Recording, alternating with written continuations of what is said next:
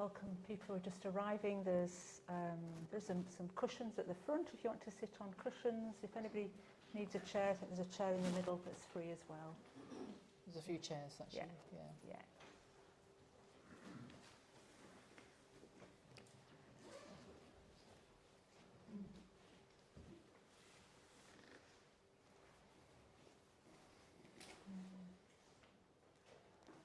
It feels like a really special day to me. I hope it will feel special to you as well, because it's the start of a series exploring the Refuge Tree, the Triratna, Tree of Refuge and Respect. I always sort of stumble over that. And we've got the image which is on the back wall there, but also we've got it projected onto the screen. And I just wanted to let you know that this is a very new thing, that we've got this new image in the shrine room. And it's part of really trying to re-energise the shrine room here at the Buddhist Centre, and to really help us remember what we're part of. Yeah? As soon as you step through the Buddhist Centre, you're sort of part of a lineage of people who've explored their connection to the Buddha and the Buddha's teachings. And we're going to be exploring this image that we have in Triratna of various figures from history, mythical figures that all remind us of the Buddhist teaching and the possibility for us to follow those teachings in our life and become, more of the sort of person we want to be, a wiser, more compassionate being. So that's why we're here.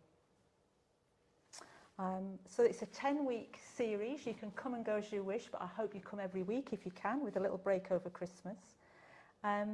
And this week we've got Dayanandi, who's going to give a bit more of an overview of the whole tree and introduce us to the tree, but particularly something around Sangharakshita, who is on the tree himself and the founder of Triratna. And we'll be doing that through some reflections from Dayanandi and also seeing a video of Sangharakshita. And the series itself has got two purposes really. One is that we've heard in our Sangha that people want to gather together more, we've got lots of things happening around the centre, but the opportunities for the wider Sangha to gather can feel quite limited. So a Saturday afternoon, we hope, will become a time where you can just meet your friends that you already know, but you can really get to know other people in the Sangha. So I really encourage you at some point today to talk to somebody you've not met before and introduce yourself, Make a new connection, So that's one of the aims. But the other aim is to just have something that's a very sort of strong source of inspiration to really encourage us in our Dharma practice, So that's why we're doing it, And for those people who have asked for ordination or order members, there's also an additional offer at 4:30, which Varochni is going to lead people in a particular practice which is called the prostration. Going for refuge and prostration practice. Good job, I've got helpers in the audience. And that will be in here at 4:30. So that's for people who have asked for ordination and order members. Okay. So I think that will do as my little intro, Dayanandi. So I'll hand over to you. Thank you very much. So my great pleasure to say a few words about this refuge tree, tree of refuge and respect. And it's an image, a symbol that I really resonate with. So I was sort of happy to have the opportunity to say a few things about it. But I thought I'd start by saying, what is a refuge tree? I mean, it's in a way, it's perhaps a strange-looking symbol, quite complex. What is a refuge tree, and sort of what place does it, or could it have in our practice, our spiritual practice? And I'm going to say a little bit about how our particular refuge tree evolved, where it came from, and its history, really. So refuge trees are common, I think, to all the schools of at least Tibetan Buddhism and possibly other schools of Buddhism as well. They're a little bit like a spiritual family tree, actually, I thought, in a way. Often they're based on a sort of organic image, that maybe a tree, so like a tree with branches on which these different figures sit, rather precariously, probably, except that they're in the blue sky and there's no weight there, they're not going to fall off.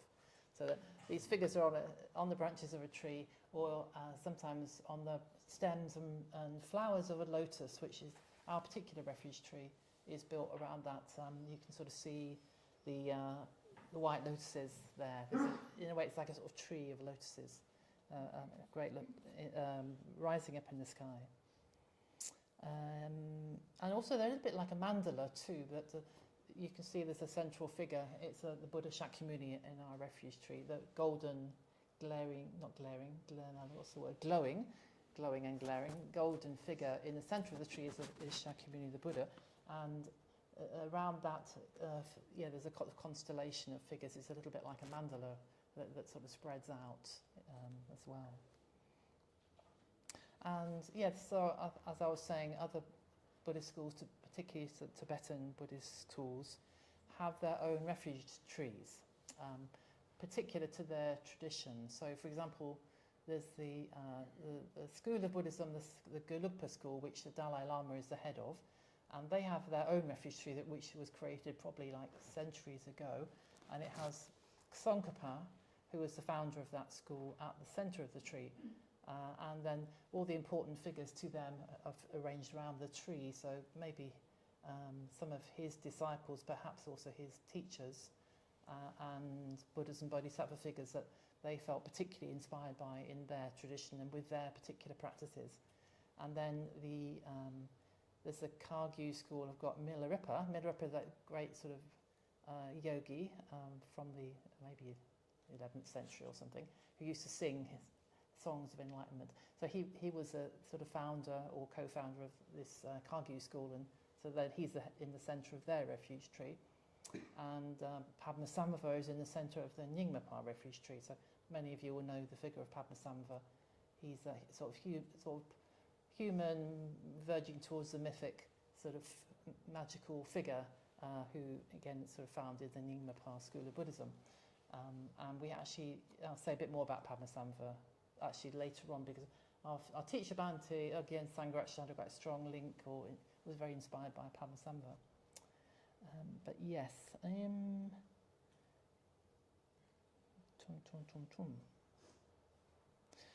yes, I think there are ways in which we can sort of feel our connection with our own lineage of practice.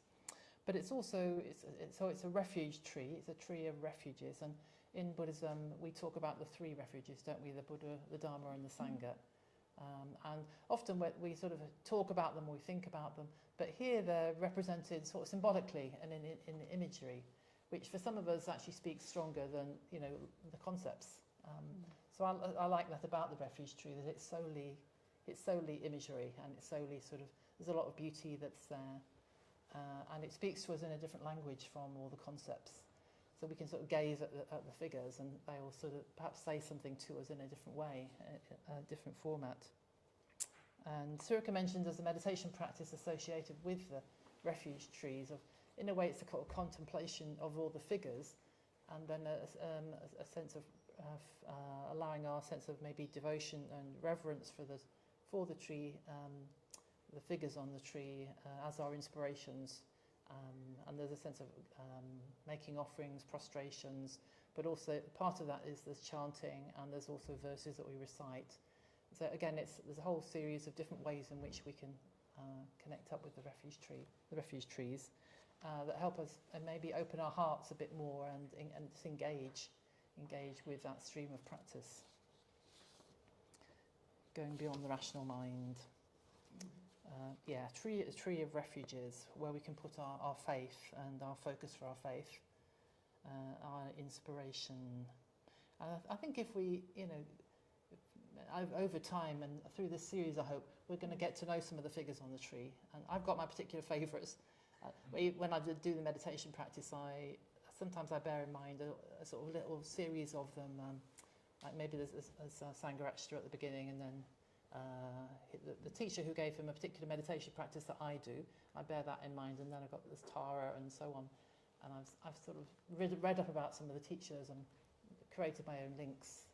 It's brought it alive for me, and then I sort of sit and contemplate those figures.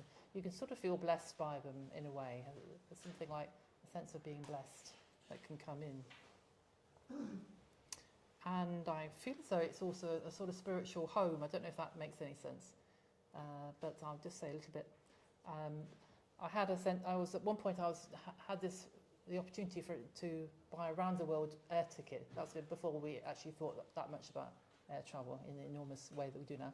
Anyway, I had this round the world air ticket, and I was travelling to various different centres and meeting people and stuff. And I was beginning to feel a bit sort of homeless, or like I hadn't got a home. But I started doing this meditation practice, and I realised actually that was my home. I felt like it was like a home inside me, and it didn't matter so much that I wasn't with people I knew or in my actual home. I felt like a deeper home was in my heart was with the Buddha and the Dharma and the Sangha and these inspiring figures. So there's a sense of home, a spiritual home about it actually. Very beautiful. So our own Refuge Tree was created by our founder Bhante Sangharakshita, and in a way it represents our lineage of Triratna and also the figures that have inspired him to create Triratna. It's his own figures that have inspired his spiritual practice, and also historical figures who he feels have really contributed to Buddhism's development over the centuries. And also some mythic archetypal Buddha and Bodhisattva figures that, again, he's drawn from in his practice, and he's sort of passing those down to us in a way. And as you'll see, as I mentioned, the other Buddhist schools, they have their founder at the centre of the tree, but when Bhante created the tree, he didn't put himself in the centre. He put the Buddha Shakyamuni in the centre as sort of the fundamental source, I guess, of our practice. And he himself is on the tree, but he's at the point on the tree. As I'll do a little guided tour of the tree in a minute, but he's right at the lotus at the front in front of us, reaching down towards us. He's the sort of the lowest figure on the tree.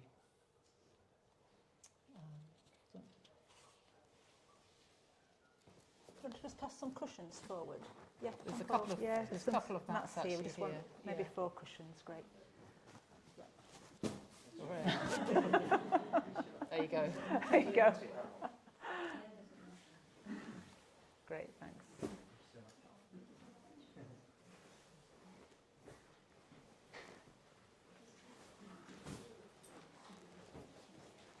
Can we speak up as a request? Oh, speak up.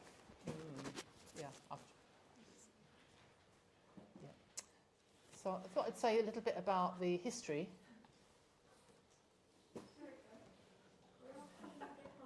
What's happening?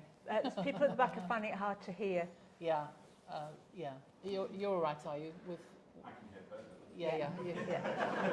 Yeah. It's the techie side of things. Yeah, I'll try and speak up. Yeah. So I thought I'd give a little bit of history to how our refuge tree evolved, and there's a lovely story associated with it. It begins in Kalimpong in northern India, where our teacher Bhante he'd been left by his teacher, who was Jagdish Kashyap, a Theravadan scholar teacher. Many of you may have read this story in Bhante's memoirs, but he was Jagdish Kashyap. They were touring in northern India, and at a certain point they were in this very northern town, Kalimpong, on the borders with Tibet, quite close to Tibet, and visiting there. And at the end of their visit, Jagdish Kashyap said, "I want you to stay here and work for the good of Buddhism." And off he went in his jeep. And Bhante was just 24, and he was sort of left there on his own to work out what that meant, really. He was fairly newly ordained, actually, and I think it was a little bit of a shock to the system, but then he sort of landed and made the most of it, and he loved that time in Kalimpong. I think he was maybe there at least 15 years or so in the end. And it was at a time when many of the great Tibetan lamas and teachers were coming out of Tibet because of the Chinese invasion, so that they were coming, a lot of them, through Kalimpong, and a lot of them stayed and based themselves in Kalimpong. And Bhante made very strong connections with several of those teachers. Can you hear me all right now? Oh, really? I don't know if I can get much louder than Is anybody at the back want to just move forward now? Because we're doing our loudest we can probably do. So does anybody want to just move forward and come right to the front? Be ashamed to miss things if you can't hear. Shall we move chairs to the front as well? Just if you need to bring a chair, just do a quick, let's have a quick move. If anybody needs to move, just move and come forward, bring your chair forward. Yeah.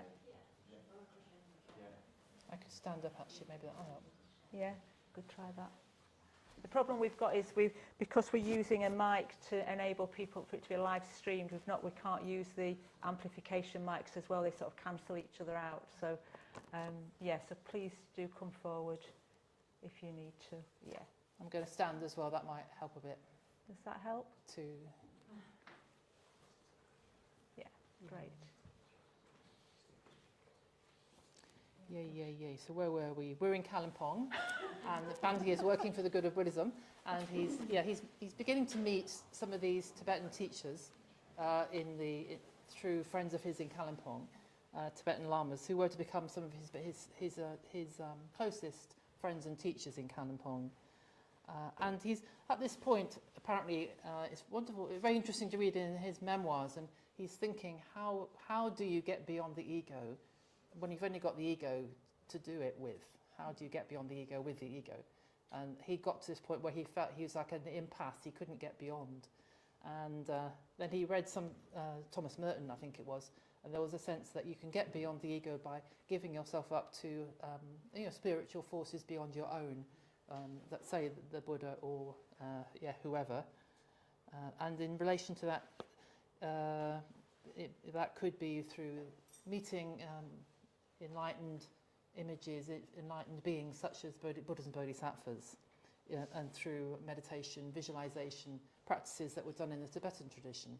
So although Bhante was brought up in the Theravadan tradition, he was very open to that. And so the story goes that in the process of exploring a meditation practice in association with Padmasambhava, that sort of mythic, semi-mythic figure that I was mentioning earlier, he met Kachi Rinpoche, who was the Lama who was giving him an initiation into the Padmasambhava sadhana. And after that initiation had finished, Bhante went for a wander in the Kalimpong bazaar, and he came across a very poor-looking Tibetan monk who was sitting on the roadside, and he had a few texts there that he was trying to sell just to raise a bit of money for some food, because a lot of the people, they came without anything leaving Tibet. And so I think Bhante couldn't read Tibetan, and he hadn't got much money, but I think on impulse he gave the man some money, and he took the texts back and showed them to his teacher, Kachi Rinpoche. And he said, when Kachi Rinpoche saw them, he said, "Oh, this is really auspicious. These are meditations in relation to Padmasambhava, and they are in relation to what's called the Tarpe Delam, but it's a series of practices based around this refuge tree of Padmasambhava from this Nyingmapa tradition that had Padmasambhava at the centre." And so Bhante proceeded to do this meditation practice, visualising this refuge tree. And when I was first ordained, Bhante was continued to teach that practice in the order, so we were doing it. I was ordained in 1986, and I think for another 10 years or so, or maybe 5 years, if you wanted to, you could do this visualization practice. And Padmasambhava was at the centre, and all these weird and wonderful figures were around it, which we Darkanese and these wrathful, sort of many-armed, fierce-looking beings, and lots of teachers from this tradition that I hadn't got a clue who they were really, but Padmasambhava was very inspiring. So it was we were sort of doing the practice in that sort of way, not quite knowing what we were doing. And at a certain point, Bhante realised or decided it wasn't totally relating to people, that we needed our own refuge tree. And so he and a couple of senior disciples came up with the current refuge tree, which we have here, this very beautiful image with the Buddha Shakyamuni at the centre. In a sense, it's an ecumenical refuge tree, which I don't think had been created before. That was 1992, it was created. So that's really interesting. So as I say, he was drawing from his sources of inspiration and figures he felt would be maybe important to Buddhism as it flowed on through the centuries. So I'm going to do just now a brief tour of the refuge tree as we have it, just to finish off this section. And I'm going to walk over there to And Stephen's going to enlarge aspects of it, so I'm going to do a little guided tour. I haven't got a little stick, unfortunately. So let's see. Yeah. So am I in people's way? I'll go and stand the other side. I know I can't be seen by the people on Zoom, but not to worry. Yes. So this is the very central lotus, and we've got an image of Shakyamuni, the Buddha, the golden Buddha, the historical Buddha. So he was the person who discovered or rediscovered the Dharma, the teachings of the Buddha, of course, and the source of everything we practice in Buddhism. A sort of a human being who found the path out of samsara. But do you see there's a couple of other figures next to him? So there's a couple of other Buddhas. There's a Buddha on his right and a Buddha on his left. I'm not quite totally sure which is which, but one of them is the Buddha of the past and the other is the Buddha of the future, the Dipankara and Maitreya. And that sort of represents the fact that there's a continuity in the principle of Buddhahood, that it's available and in a sense to be rediscovered if it gets lost, that a new Buddha will come. Maitreya is the Buddha of the future. He's said to be the next Buddha to come if our Buddha dispensation, if the Dharma gets lost, because it's a principle that's always there. The left one's Dipankara and the right one's Maitreya. From, looking at it. Yeah, thank you. Yeah. Yeah. And then if you maybe go right out again, I'll just mention that. So that's like a central big lotus with the Buddhas on, and then there's this sort of stems with 4 other white lotuses coming up around the back and the sides.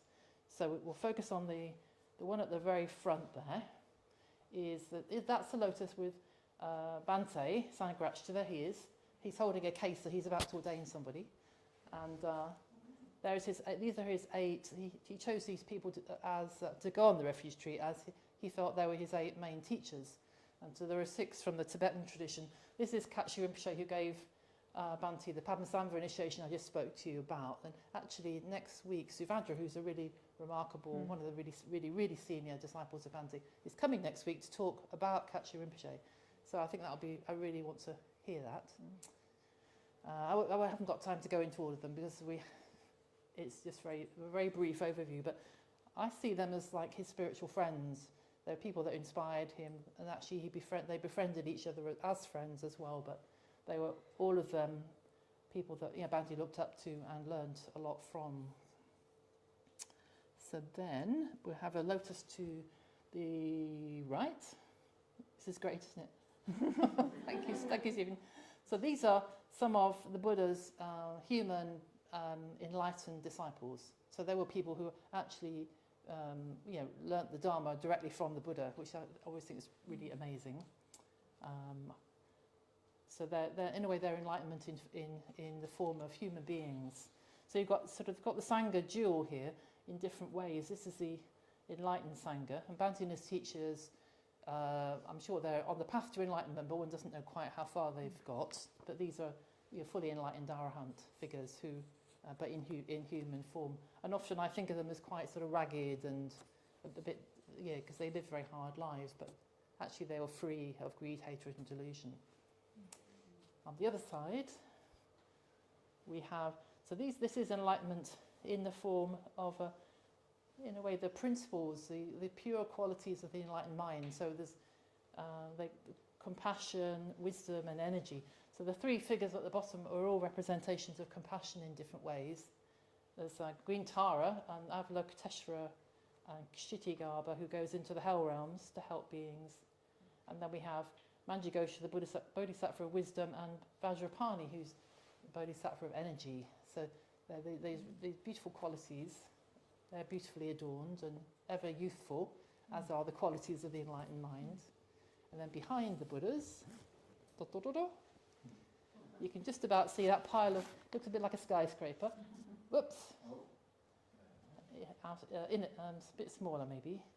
And that's a pile of Tibetan or style Dharma texts. So really that represents all the Dharma books, all the Dharma texts of all the traditions, very beautifully adorned. And a friend of mine said sometimes when she visualises it, she used to hear them murmuring, a bit like they're murmuring the Dharma. Always remember that. And then above all the Buddhas, might need to, great. So these are the teachers from past history that Bhante chose as being significant. A lot of them are actually pioneers and founders of traditions in the way that he was actually from.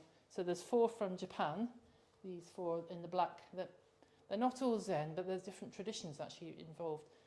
These 3 from China, and then there's 4 from Tibet. Lovely. And then the next 5 are from India. So they sort of go back in time. I think the Japanese are most recent, and then they go back to the Indian sages. That's just Shantideva here, I think, who wrote the Bodhisattva. They've all got little links in with our teachings in Triratna. And we have the 5 Buddhas at the top here. They represent the wisdoms of the enlightened mind. And at the very, very top, with the white figure, pure white figure of Vajrasattva, who represents sort of primordial purity. Apparently he's the closest you get to the enlightened mind in any form, the closest form to formlessness. And he's got anyway, his implement. He holds in his right hand the Vajra, his left a Vajra bell, and they represent the masculine and the feminine, or wisdom and compassion. So he's a great figure of represents unity as well and integration. And then you just got the blue sky, which is in a way that's just the reality itself in the blue sky. And at the very, very bottom, very good, you're doing really well. There's got these two figures have been added on in the last few years, and they are particularly in relation to the Indian tradition. As Baba Sahib Ambedkar, who was the great teacher and liberator of the Dalit, ex-untouchable Buddhists in this last century, and Sangharakshita Dharmapala, who I haven't got time to go into those, but that they've been added in the last wee while. And Bhante then said he felt the tree was complete. So I'll stop at that point, but that's a bit of an overview of the Refuge Tree. Great. Thank you. Great. Thanks, Dayanandi. Yeah.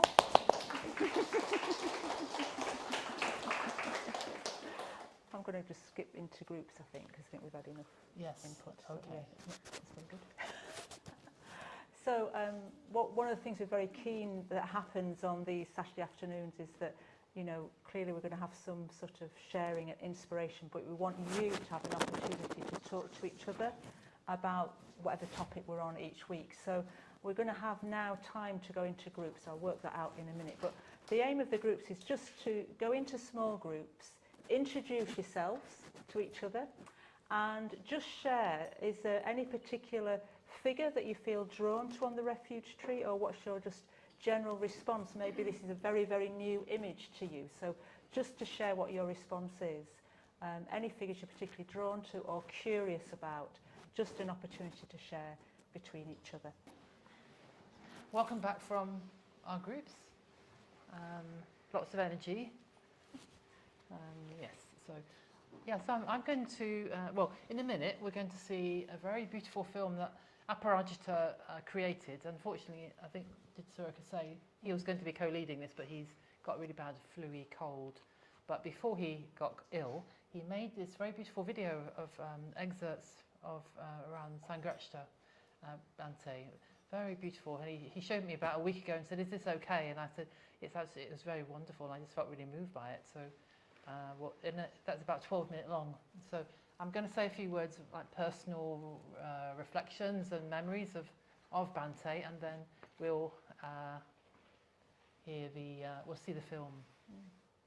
And after that, there's going to be a ritual that Suryaka will lead. Should I stand up? Maybe, can you hear okay? Did I go a bit quieter? Right, okay. Yes, so I first set eyes on Bhante, Sangharakshita, in 1979 when I was 25.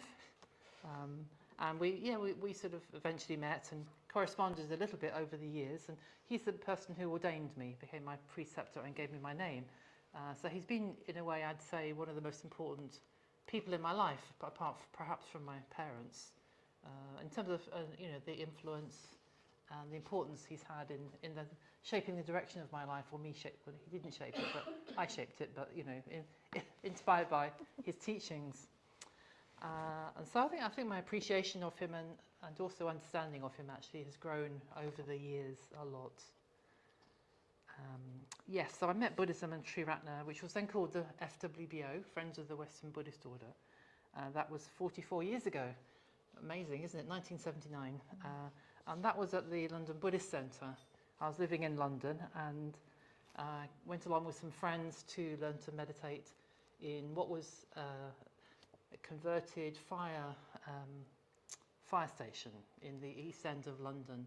I don't know if any of you have been to the London Buddhist Centre, but anyway, it's very newly converted at that point, very, very beautiful, very high level of aesthetics, really lovely, very big. It's really magnificent building actually.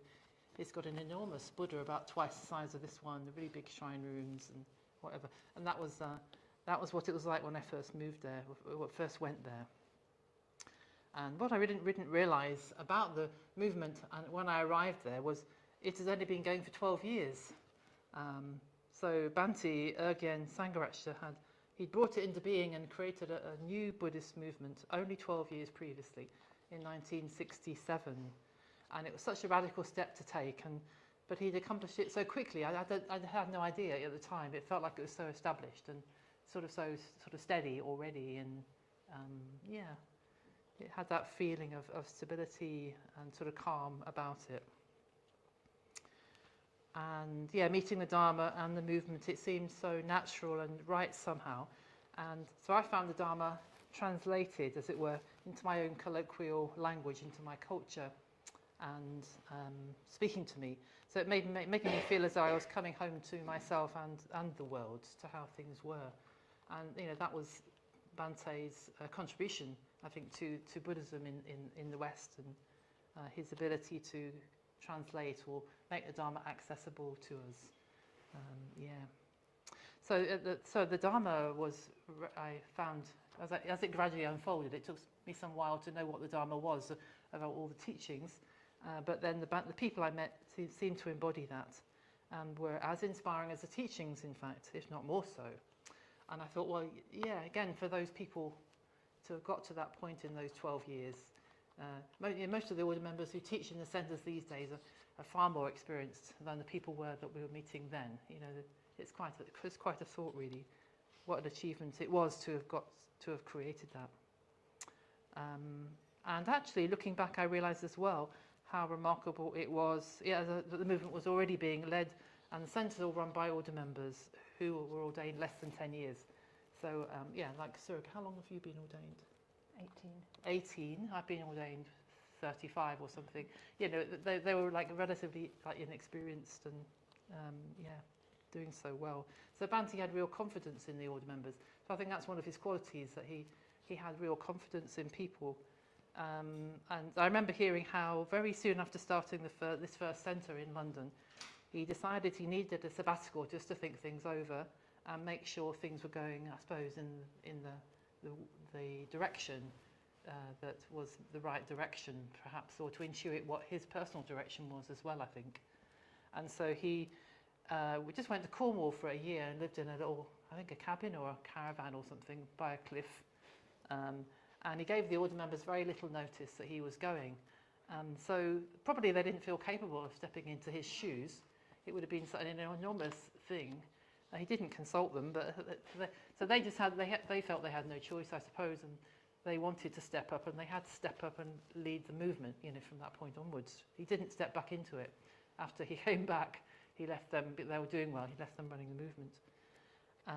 And I think people found it hard, but Bhante stepped aside. And so people found that they could do that, and I think grew a lot, through the confidence he gave in them, and the fact that they then needed to work together and they needed to get on with it. And I think a lot came from that, including the sense of Sangha and peer friendship that's really characteristic of the movement, actually. So I don't think he did it on purpose in order to bring people on, but it obviously had that effect.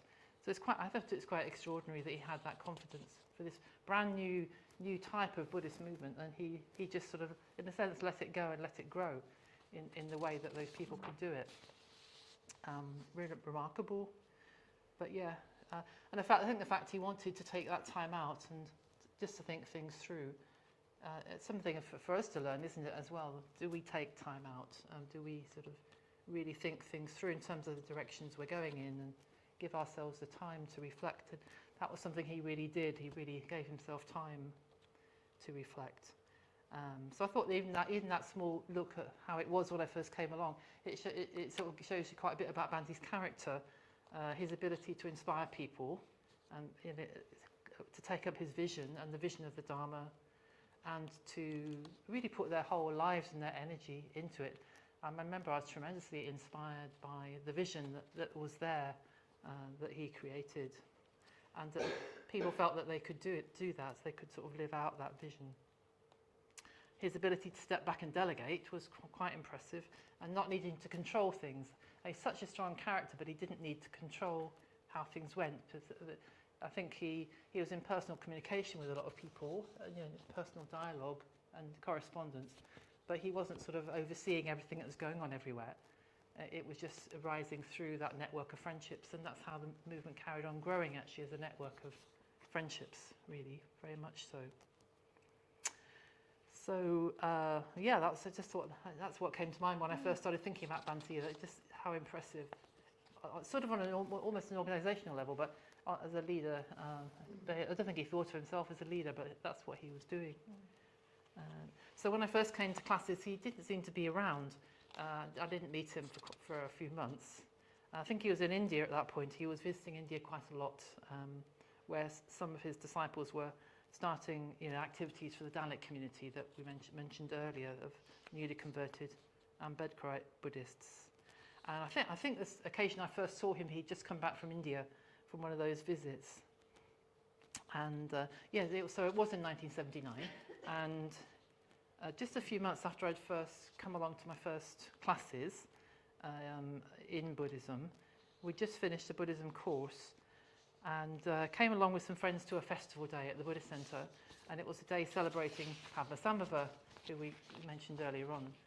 I had no idea who Padmasambhava was, hardly knew anything about the Dharma, let alone Padmasambhava, who was quite an esoteric sort of figure, rather inspiring looking figure, but a bit unusual.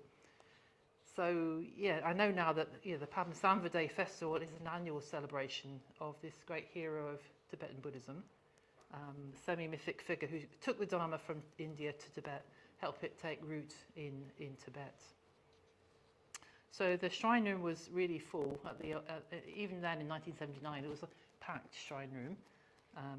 It's a very big centre these days, but even then it was really full. And there was this buzz of anticipation. People were saying, "Oh, Bhante's going to come. He's going to give a talk." And I was thinking, "Oh, right. Wonder what that means. Who is this person?" So there's this buzz of anticipation, and then he turned up and he was sort of standing at the front, and I remember looking at him and thinking, I was trying to sort of suss him out. Like I thought, I wonder where he doesn't quite look English. I wonder how old he is. It was those sort of we try to place people, don't we? And he had dark hair, and he was quite brown, very, very brown skinned. And when he started speaking, he didn't sound quite English. Yeah, he'd lived obviously for 20 years in India, and I didn't really know that. But he seemed quite multicultural. I wasn't quite sure. Seemed quite vigorous, but he was wearing this sort of polar neck jumper and robes, and it all seemed very incongruous. Couldn't quite figure it out. Anyway, he started talking about Padmasambhava, this talk. And he often, when he begins a talk, he sort of introduces it in a very gentle sort of way, weaves a few stories, and then he often talks quite rationally, logically about. He sets something up, a framework really, and I was sort of following this. Although I didn't really know much, but I was able to follow what he was saying. And then suddenly it sort of slipped into this deeper water. I hadn't got a clue what he was talking about really. It all was going like over my head, and he was making jokes that people were laughing, and I didn't know why they were laughing. It was that sort of experience. But it's a bit like I was maybe standing like here, and he was just by where the wall is. I actually felt that he was speaking directly to me. It had that sense of. It was quite a strong sense of, Yeah, he couldn't be in a way, but he felt like there was this really direct communication, and I was just receiving it. And it was very moving, actually, very moving to be there. So I felt as though, in a sense, I really understood something, even though I didn't really understand a lot. It was this, very powerful experience, lovely experience. And so I was gripped by it. And I think, thinking about it, what the memory of that experience was, there didn't seem to be a lot of ego there. He himself, there wasn't tons of ego, but there was a very strong stream of energy that was being communicated, I think. And a sort of a very warm clarity that was there as well, very strong communication. And then, just to contrast it, the next time I saw Bhante was after I asked to be a mitra. I went to, actually, at the occasion of my mitra ceremony, he'd come to a retreat I was on, and we became mitras there. He made me a mitra, so that was really lovely. And so I met him after the ceremony, I think it was, and he'd just come back from India again, and he wasn't that well. And it was the summer, and yet there was a heater on in the room, and he was wrapped in a blanket and a cardigan and everything. And he just seemed very, very ordinary. And I think he asked me whether I was going to have a family and how I was. And it was just wasn't what I was expecting, from this sort of tantric guru sort of talk. And then it was like very ordinary sort of, how are you doing? And it's a nice day, that sort of thing. And so I suppose that's something interesting, isn't it, about the Dharma and our inspiration, that there's the heights, aren't there, and the Dharma in its principle is very, very beautiful. But we are just ordinary human beings, aren't we? We might be ill, we might be, whatever it is. We have we have the greed, hatred and delusion, we have our faults and our weaknesses, but also the Dharma is very beautiful and it can flow through us. So it was like this, continually seeing that in Bhante, and I suppose seeing that in myself, that we have that just range. We're just human beings, however lofty the Dharma is, we're just got human bodies. So I've got a lot of gratitude. Anyway, so I think I'll stop here, and we're going to see this very beautiful film that Aparajit has created for us now. Bhante in action.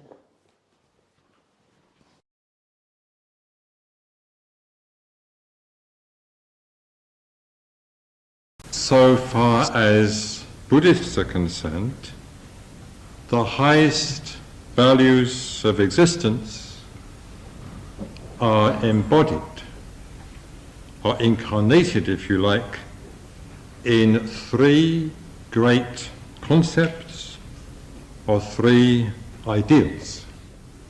And these three, the Buddha, the Dharma, and the Sangha, are collectively called the three jewels. The Buddha, as we look at him from a Western point of view, whether as a Buddhist or as a non-Buddhist, the Buddha obviously isn't God. After all, the Buddha didn't create the universe. So, since the Buddha isn't God with a capital G, and as there are only two categories, really, we think that he must be man. But man, of course, from a Western point of view, whether Christian or ex-Christian, is not the highest being in the universe. God is the highest being in the universe. So we find it difficult to see the Buddha as the highest being in the universe, even if we are Buddhists, even if we don't believe in God. If we don't believe in God, we see a sort of God-shaped empty space. And we see the Buddha as smaller than this God-shaped empty space. This God-shaped empty space is enormous. It towers up into the sky. And here's the Buddha, as it were, underneath. He's very much smaller. And we see things in this way. We see the Buddha in this way because there's a category missing in Western thought, we may say. And that is the category of the enlightened man, the enlightened human being. An enlightened human being, according to Buddhist tradition, is a human being who has realized the ultimate truth of things. One who has penetrated the Dharma, such a human being is known as a Buddha. And according to Buddhist tradition, according to Buddhist teaching, a Buddha is the highest living being in the universe. The enlightened mind is a worshipping mind, no less than it is a loving and compassionate mind. The enlightened mind is a worshipping mind. And therefore, we have to start thinking in terms of a worshipping Buddha. The object of his worship is the Dharma, in the sense of law, with a capital L, principle, truth, reality. The Dharma, in the sense of the object or content of the Buddha's own experience of enlightenment. In other words, the law or principle or truth or reality of which the Dharma as taught, the Dharma as formulated, is an expression in words in accordance with people's needs. And we may say that the greater the place that we can give in our life, in our own spiritual life, to paying honor, to respect, to veneration, to worship, the more certain we can be that one day we shall attain whatever the Buddha himself attained.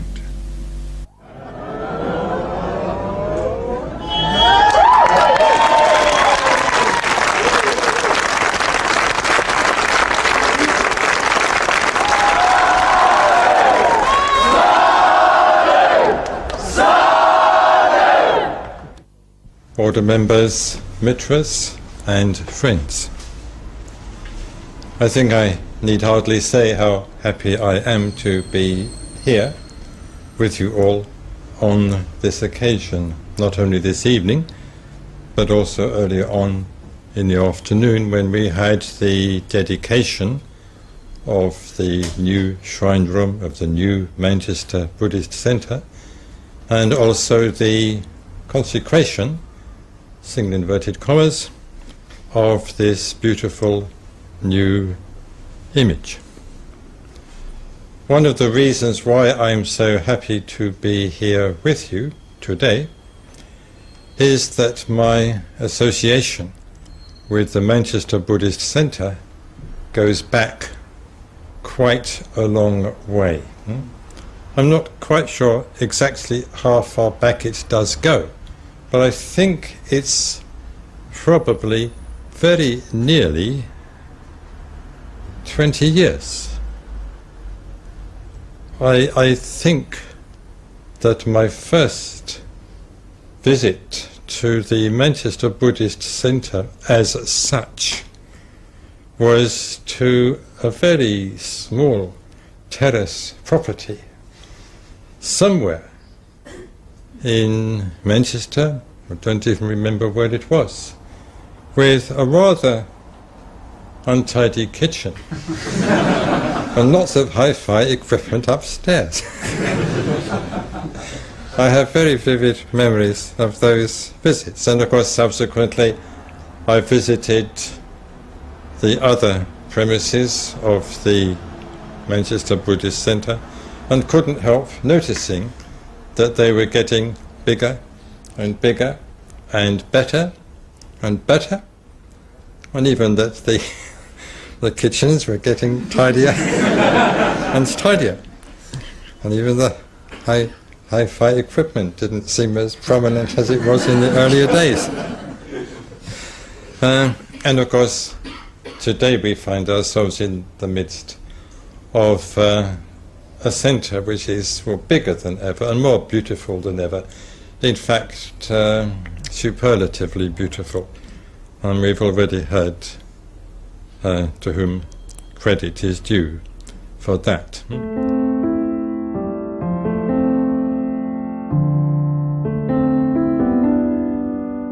Some people would like to think that the spiritual life is very easy. This has certainly not been my experience. I think I probably found it a little bit more easy than some other people I know, but it certainly hasn't been really easy at all. There have been difficulties at every step.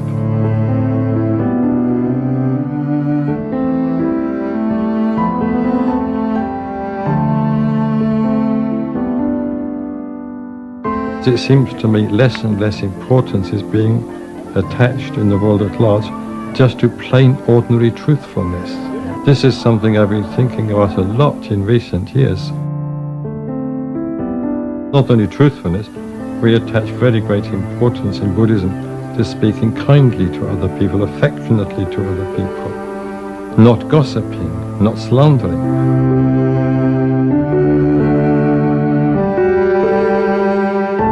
I make a distinction personally between belief and faith. When we get the Buddha in view, as it were, when we see the Buddha, whether in the flesh or when we meet him in literature or even in art, we have a very positive emotional response. The Buddha appeals to us. That sort of response is faith. We do have belief in Buddhism, we do have belief in the teachings of the Buddha, but it is, so to speak, a provisional belief. We don't have belief in any teaching or concept that is incapable of verification.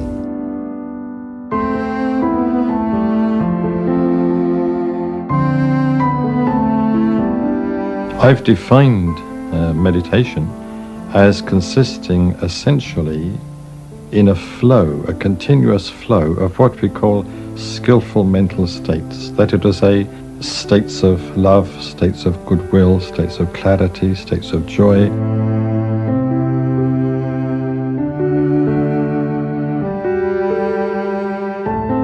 The FWBO is still here, still with us, still very much with us. So why has it lasted?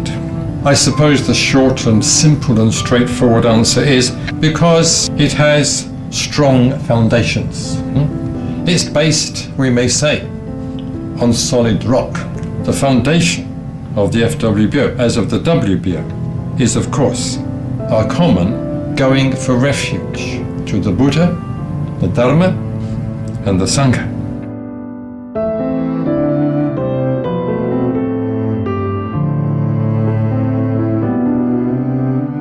How will the world become a better place? So far as the West is concerned, I think we must place much less emphasis on material values. We mustn't think of ourselves just as consumers.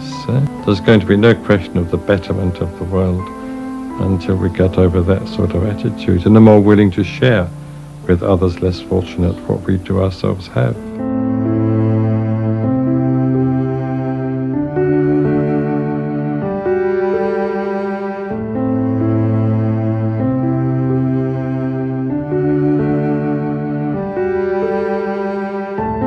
If someone was to ask me what I thought I had given to the world, I think I should say that I hoped I had given to the world an example even of clear thinking. And I'd hope that I'd given a vision to the world, a higher vision, a vision of what the individual man and woman can be or could be, and a vision of what the world, society, mankind at large could be.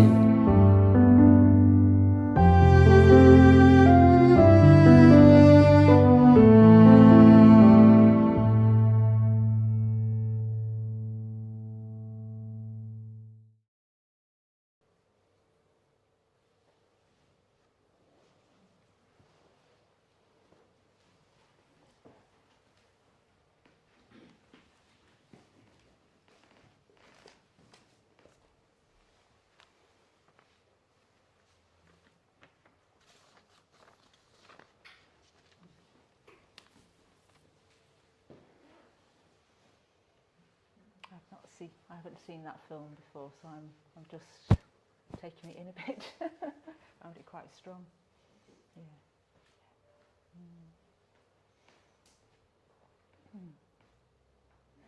It's quite interesting to imagine Sangharakshita, isn't it, in this room, sort of speaking about opening this centre, and yeah, him actually, he probably was stood somewhere just about where I'm sitting, I would have thought, speaking to the people who were in Manchester at that time in 1996.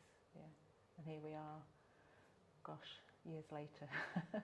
Yeah, and you know, I think it's lovely to have really drawn out Sangharakshita at the start of this series. There he is on the refuge tree, and there he is sort of linking us back to all these figures through right back to the Buddha. Yeah. So we're going to finish our afternoon together by doing a short puja to the Buddha. And before we do that, I just want to let you know about next week. So next week we're going to be welcoming Subhadra, who's a very long-standing order member and actually was involved in caring for Bhante in the last few years of his life and lived at Adhisthana with Sangharakshita. And he's going to be sharing some reflections around a couple of Sangharakshita's teachers, so that sort of bottom lotus. And he's going to be sharing some reflections about a figure called Kachu Rinpoche, and who's the other one he's going to talk about? Jamyang Khyentse. Yeah. So just to say, this series, you know, we're just like opening a few little doors on the refuge tree. If you get a little bit like, wow, it's, you know, we're just opening a couple of little doors, the little doorways into these figures that can help us hopefully contact our own practice more deeply and encourage and support us, inspire us in our practice, individually and collectively. So I do hope you'll come next week and really give a warm welcome to Subhadra. I think it'll be a very, very special occasion. And Subhadra was one of the founding members who first set up a Buddhist centre in Manchester, not here, probably in the house that Sangharakshita was talking about. So it'd be lovely to pack out the shrine room and really welcome him for his contribution to Manchester as well. And it's followed by an important thing. Oh yeah, and it's also followed next week at 4:30 by a presidential handover. So some of you might not even know we've got a president, and some of you will, but we've had a president in a Archetypal for many, many years, who's just been sort of there available to us to support our vision in Manchester, particularly to the trustees and the chair of the centre over the years. And he's going to be handing over that responsibility to an order member called Lokeshvara, who's going to be coming. So there'll be a lovely ritual to thank Archetypal, but also to welcome Lokeshvara to be our president. And he's very, very enthusiastic about Manchester and about whatever the future holds. He's like, I'm going to be here, I want to be part of it, I want to support the vision of Manchester going forward, whether we stay here or somewhere else. I think he's going to really bring a lot to our community. So do come next week. I think it's going to be a great evening. In fact, you might have to come early to get a seat next week. Okay, so yeah, let's just sit quietly just for a couple of minutes, and then we'll do this. It's a threefold puja, but it's not the usual threefold puja. It's called the Buddha Puja, and it's just 3 verses that was drawn from the Dharmapada and compiled by Kamla Sheila. We'll do the 3 verses, and then at the end, would someone like to start the Shakyamuni mantra at the end? Maybe Virochini, could you? Yeah. So we can come up and make offerings at the end of that, and that will be the end of our afternoon. We could maybe just leave the shrine room silently. Please stay and have a cup of tea downstairs if you wish, and have a chat. And at 4:30, anyone who wants to be guided through the Going for Refuge and Prostration practice, as long as you're an order member or asked for ordination, just come back up to the shrine room at 4:30. And thank you, Virochini, for offering to do that. And thank you, Dayanandi, for your really substantial and heartfelt contribution to the start of the series. Thank you.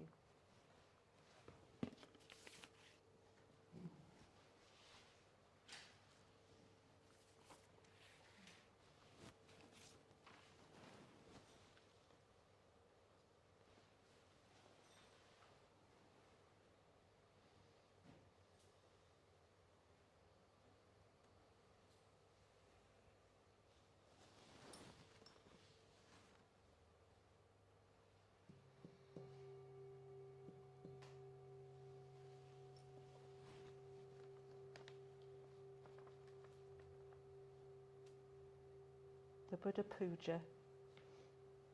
Firstly, praise to the Buddha. He is calm, like the earth that endures. He is steady, like a column that is firm. He is pure, like a lake that is clear. He is free from samsara, the endlessly unsatisfying round. In his vision, he has found freedom. His thoughts are peace. His words are peace. And his work is peace.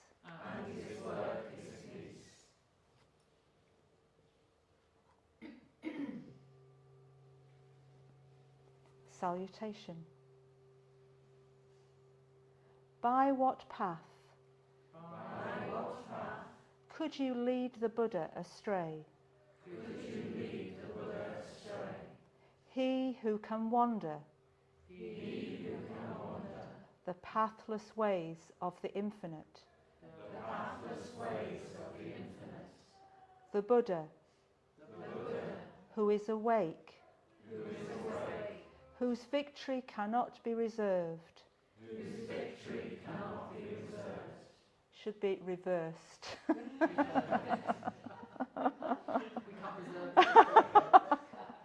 I think we'll say that one again. Whose victory cannot be reversed.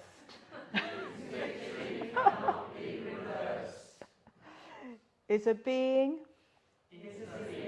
no one can conquer. One of true vision. Is not easy to find. Freed from craving. Hatred and delusion. A Buddha is a guide. To be treasured.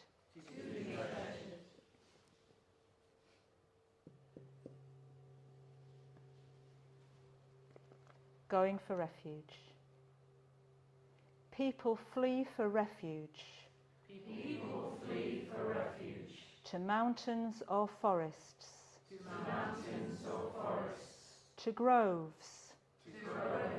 Sacred trees. Or shrines. But these are not a safe refuge. They are not a refuge. That frees from sorrow. One who goes for refuge.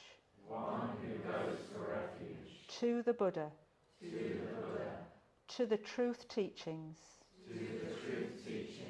And to the community he taught. They go indeed to a great refuge. I take my refuge in the Buddha. And pray that with all beings. I may understand the great way. Whereby the Buddha seed may forever thrive. I take my refuge in the Dharma. And pray that with all beings. I may enter deeply. Into the Sutra treasure. Whereby our wisdom. May become vast as the ocean. I take my refuge in the Sangha. And pray that with all beings. I may be brought together in harmony. I may be brought together in harmony. And have nothing to check. And have nothing to check. The progress of truth. The progress of truth.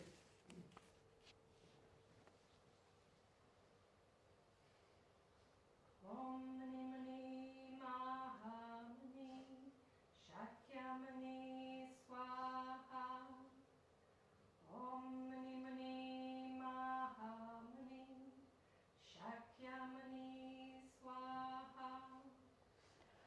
Om Mani Mani Mahamani Shakyamani Swaha. Om Mani Mani Mahamani Shakyamani Swaha.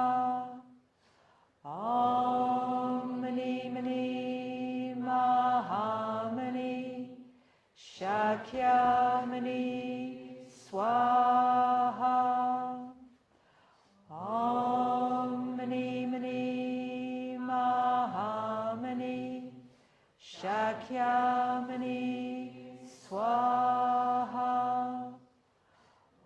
Om Mani Mani Mahamani Shakyamani Swaha. Om Mani Mani Mahamani Shakyamani Swaha. Om Mani Mani Mahamani Shakyamani Swaha. Om Mani Mani Mahamani Shakyamani Swaha. Om Mani Mani Mahamani Shakyamani Swaha. Om Mani Mani Mahamani Shakyamani Swaha. Om Mani Mani Mahamani Shakyamani Swaha. Om Mani Mani Mahamani Shakyamani Swaha. Om Mani Mani Mahamani Shakyamani Swaha. Om Mani Mani Mahamani Shakyamani Swaha. Om Mani Mani Mahamani Shakyamani Swaha. Om Mani Mani Mahamani Shakyamani Swaha. Om Mani Mani Mahamani Shakyamani Swaha. Om Mani Mani Mahamani Shakyamani Swaha. Om Mani Mani Mahamani Shakyamani Swaha.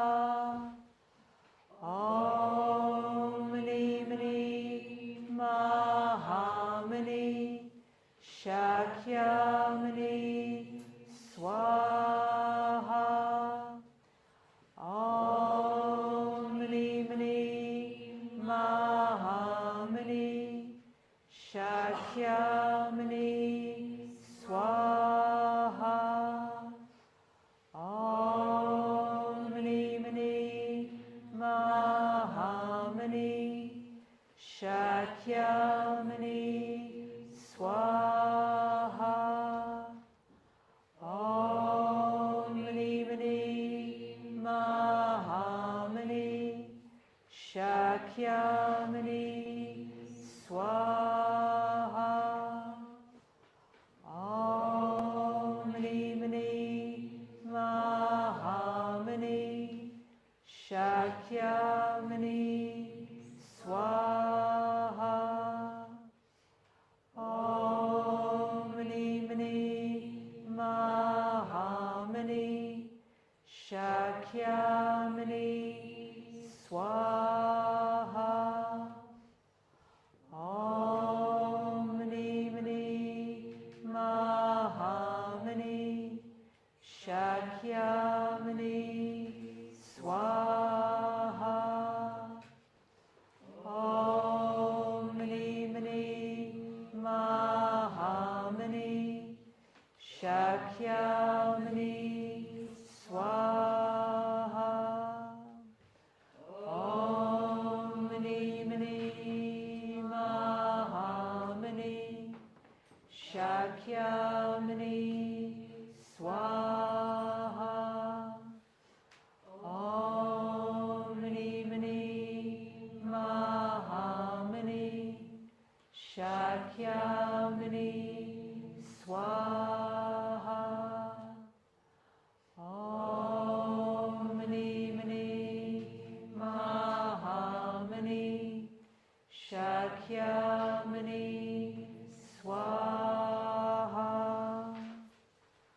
Om Mani Mani Mahamani Shakyamuni Swaha. Om Mani Mani Mahamani Shakyamuni Swaha. Om Mani Mani Mahamani Shakyamuni Swaha. Om Mani Mani Mahamani Shakyamuni Swaha. Om Mani Mani Mahamani Shakyamuni Swaha. Om Mani Mani Mahamani Shakyamuni Swaha. Om Mani Mani Mahamani Shakyamuni Swaha. Om Mani Mani Mahamani Shakyamuni Swaha. Om Mani Mani Mahamani Shakyamuni Swaha. Om Mani Mani Mahamani Shakyamuni